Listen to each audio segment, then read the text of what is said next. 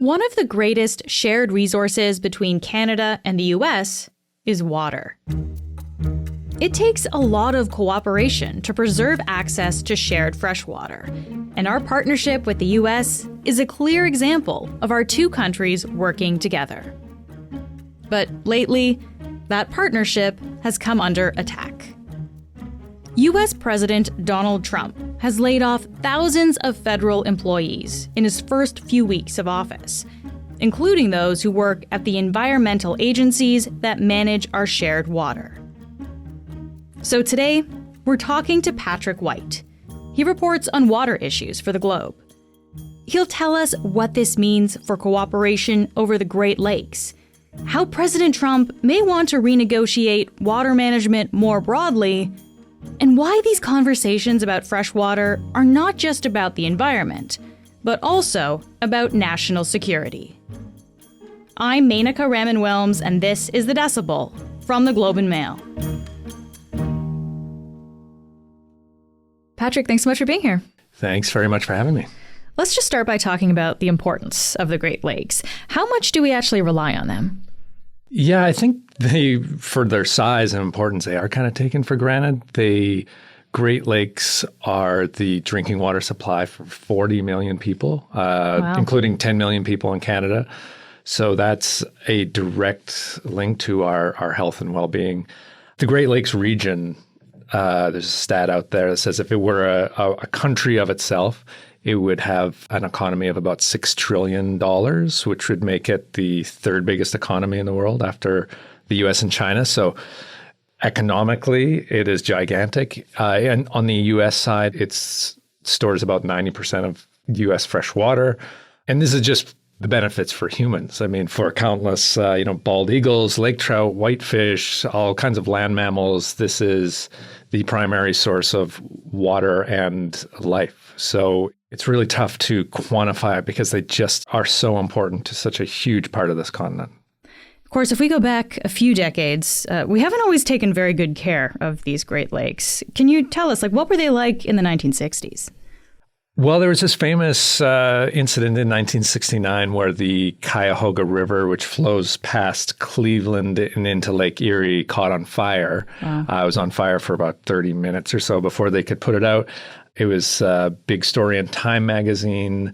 They found that actually that river had caught on fire somewhere around 14 times over the previous 75 years or so. 14 times on fire. 14 times. And this is because of, I guess, pollution? This is because industrial pollution. I mean, Cleveland was such an industrial powerhouse at the time. It was pumping all kinds of fuel, God knows what else, into that river. There was one quote from the Time magazine where a writer said, "The river doesn't flow, it oozes." It was really thought of as dead. And around that same time, there were measurements of Lake Erie as well, and it was widely considered to be just kind of a dead lake. I think Time magazine again said Lake Erie is dead. So that incident, the burning river, spurred a lot of environmental development in the U.S., especially. The Clean Water Act comes in 1972. The EPA, the Environmental Protection Agency, was formed in 1970, just a few months after this whole thing happened.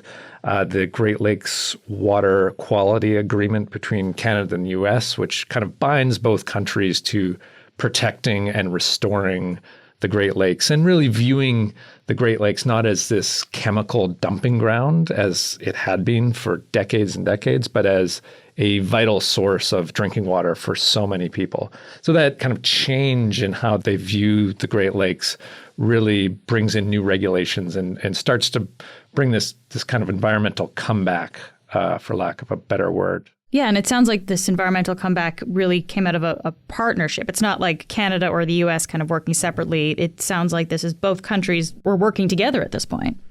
Well, they discovered that they had to. 4 of the 5 Great Lakes are equally shared by both countries. Lake Michigan is entirely in the U.S., but the others, if you don't have an agreement on both sides, these new regulations just aren't going to work. Fish don't recognize borders. Industrial pollutants don't recognize borders. So to a certain extent, anything that happens in the other Great Lakes, kind of further upstream, if you will come down here to Toronto, will flow out the St. Lawrence seaways.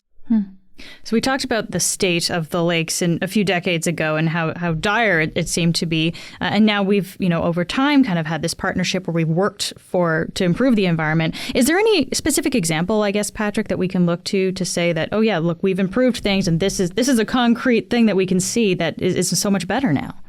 Yeah, there's a lot. The Great Lakes Water Quality Agreement I mentioned, they do have to put out a report, I think every year or every 2 years, that shows just how much things like PCB levels have really gone down quite a bit. And these are pollutants.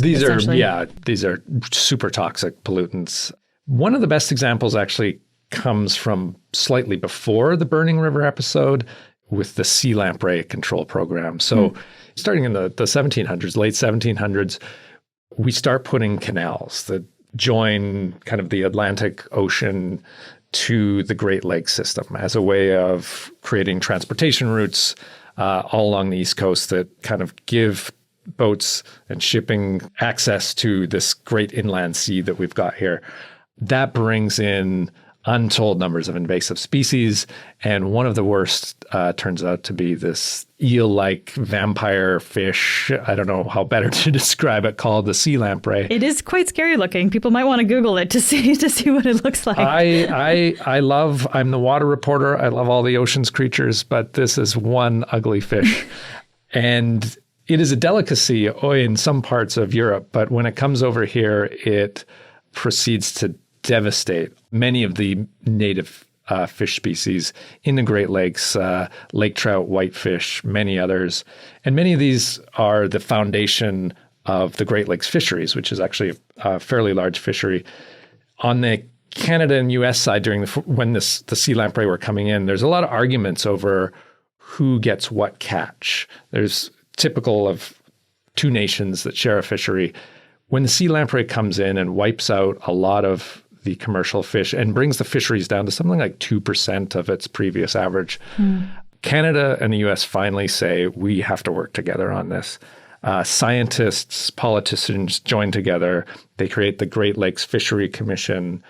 Out of the Great Lakes Fishery Commission, which was developed in the 50s, they create this thing called lampricide, which is essentially a pesticide for sea lamprey. They spray it in little streams and creeks where sea lamprey larvae are going to develop and head into the Great Lakes. And they find that it's hugely successful. They wipe out 90 to 95% of the sea lamprey populations, to the point now where we're seeing a lot of those native species that were facing really endangered species status are now coming back in a lot of the lakes, like whitefish.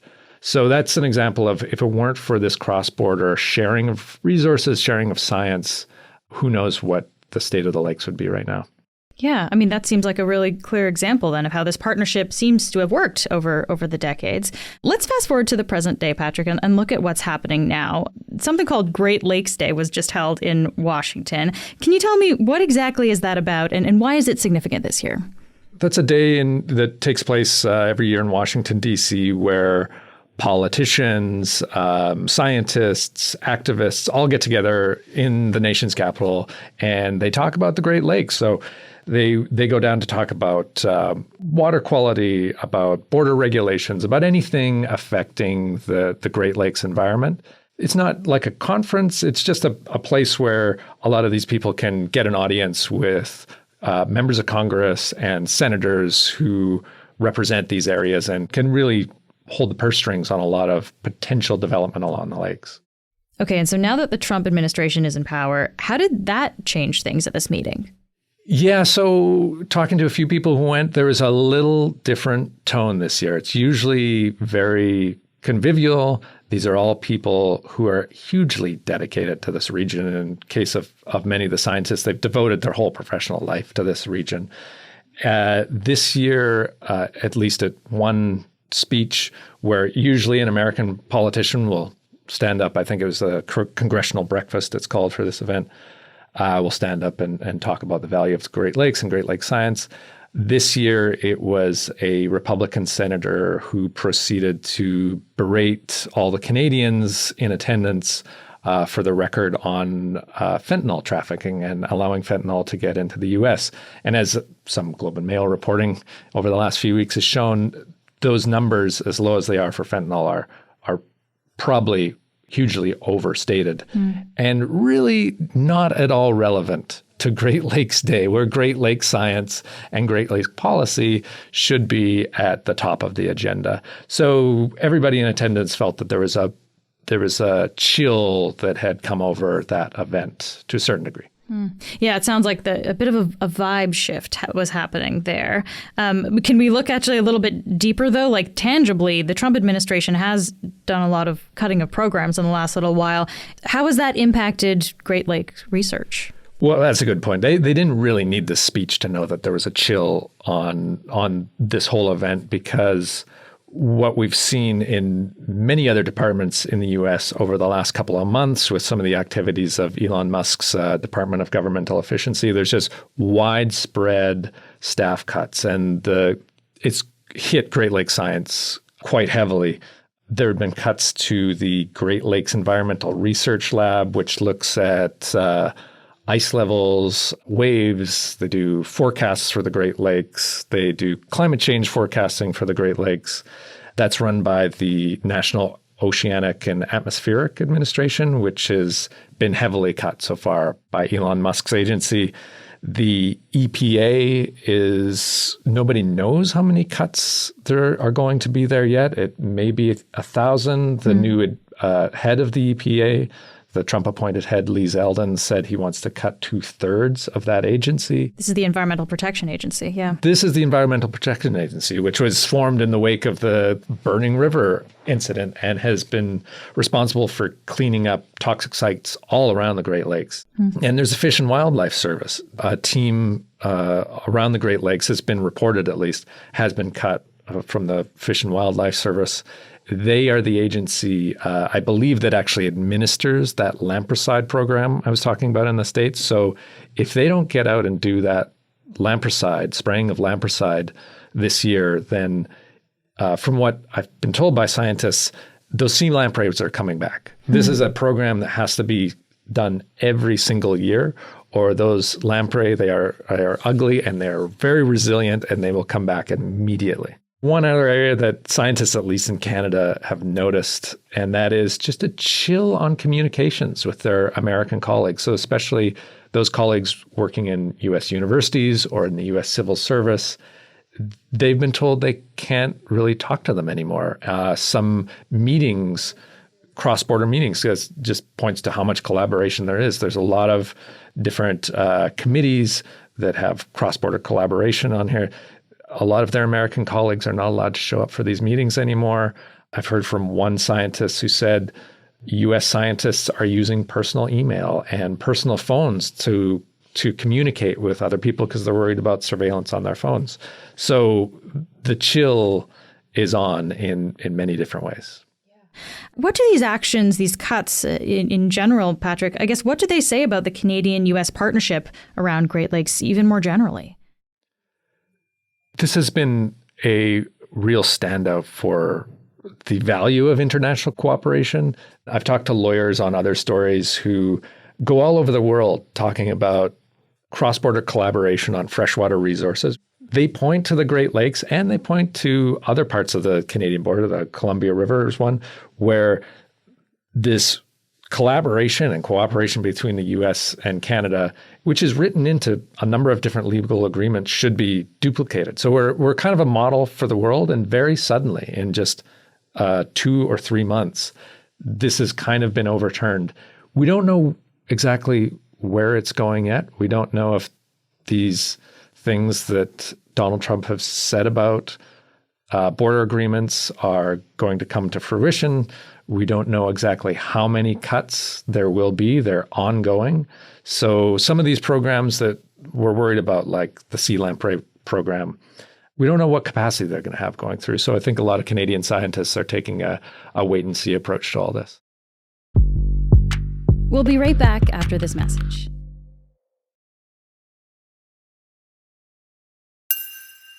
So, Patrick, in addition to the issues around the Great Lakes, you've also reported on this other water management agreement between Canada and the U.S., and this is the Columbia River Treaty. Just tell us, what exactly is this treaty?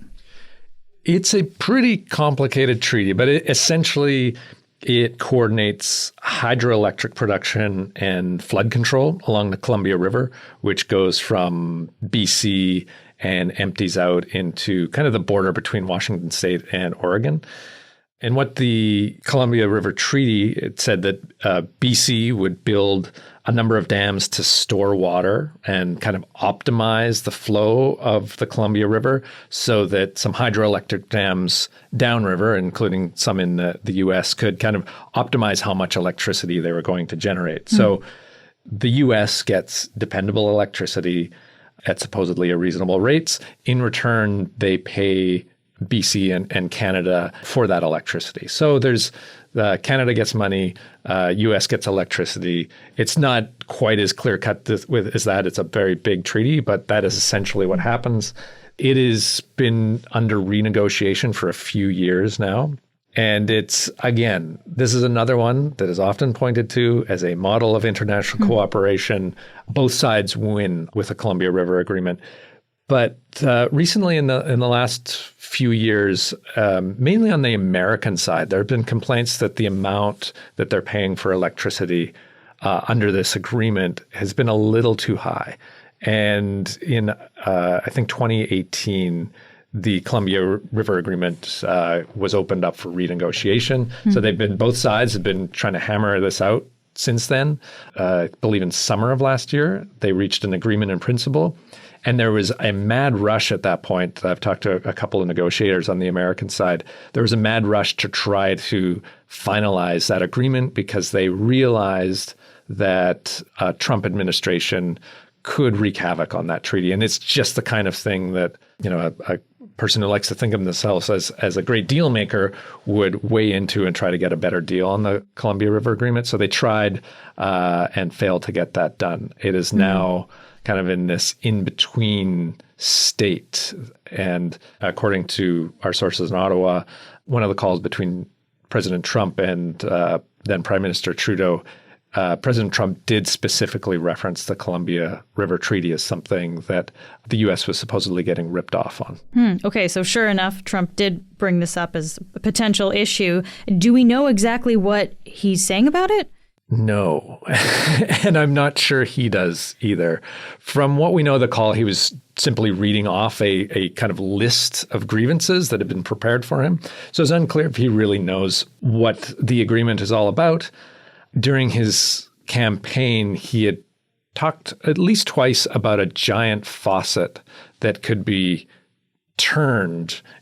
He said it was located, I believe, in the Pacific Northwest somewhere. It could be turned to divert water from that region, including Canada, down towards Southern California. And so reporters like myself and others were left to look at the map and ask real experts about what he actually means, whether such a faucet actually exists. In the Pacific Northwest, everybody said this is entirely fictionalized. No faucet exists. So it's really unclear what he means when he talks about this faucet and what he wants from the Columbia River Treaty. How important is that in the States? Like, how badly do they need water? Yeah, there was a few stories that came out last fall quoting the U.S. Drought Monitor, which relies on a lot of information from some of these agencies that are now being cut back, that showed that 87% of the U.S. was technically under drought conditions.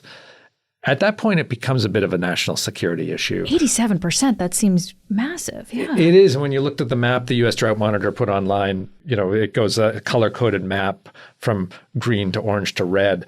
Vast swaths of the country are either orange or are red, or at least last fall they were.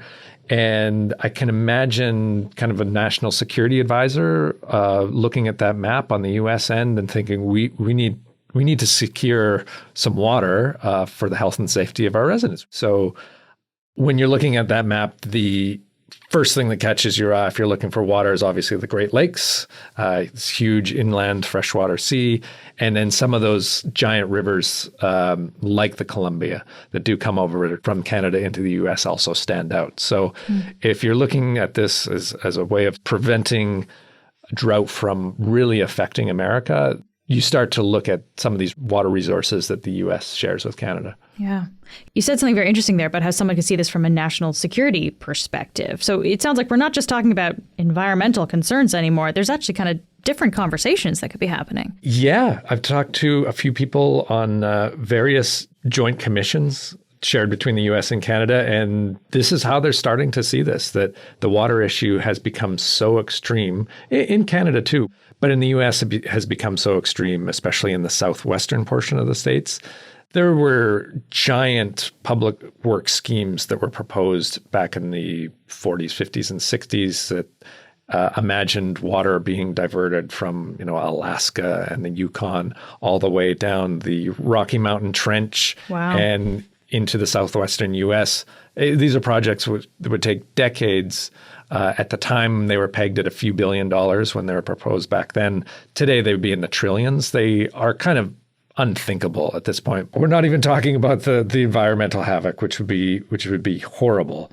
Those projects will start to surface again, I think, at least the proposals. When you look at that map with the water resources in the north of the U.S. that they share with us, and those vast kind of red parts on the drought monitor map that we see in the southern U.S. So let's talk about Canada's response to all of this, Patrick. What is the response to this kind of talk? I think it's hard to know how to respond to some of this talk to some degree, because we don't actually know what degree these cuts are going to affect the Great Lakes or going to affect the Columbia River. They haven't really been announced. A lot of media outlets in the States have been reporting on the cuts, and it's been hard to gauge exactly when everything comes out in the wash, what's going to exist and what isn't anymore when everything is said and done.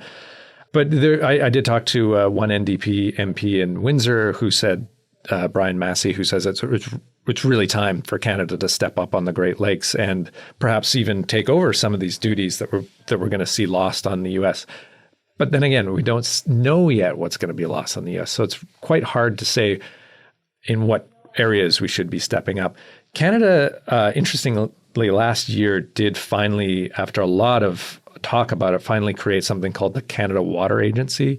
It's based in Winnipeg, but its goal of this agency is to fund freshwater projects and freshwater restoration projects all across the country, though it has a list of priority regions, and the Great Lakes are one. So we could see if there are areas where Canada could step up. Perhaps the Canada Water Agency could start funding some of that.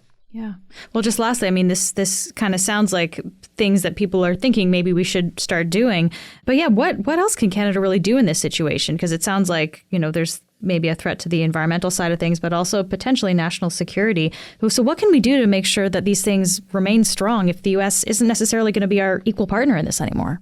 We haven't heard a lot from the federal government on this. I'm not sure at this point what they could do except, again, go through the Canada Water Agency or kind of buttress the scientific work we are doing on the Great Lakes. There are organizations, and now I'm talking about NGOs, that have been talking about this very issue for decades, like the Council of Canadians, whose longtime director, Maud Barlow, has written extensively on the need to protect freshwater resources in Canada. It might be time for organizations like that to kind of fill the void that we're seeing here a little bit. Again, it's hard to know what we're facing at this point, and it's hard to know when we will actually find out what's being lost on the American side. So there's a bit of a wait and see approach again, but it does fall on Canada to probably protect the Canadian side of the Great Lakes, at least. Patrick, so great to talk to you. Thank you for being here. Thanks so much. Now that the federal election campaign is officially underway, we want to hear from you. Throughout the campaign, we'll be answering your questions about the leaders, the stories, and the issues. If you have a question for us, send us an email or a voice note to thedecibel@globeandmail.com. We'd love to hear from you. That's it for today. I'm Menaka Raman-Wilms.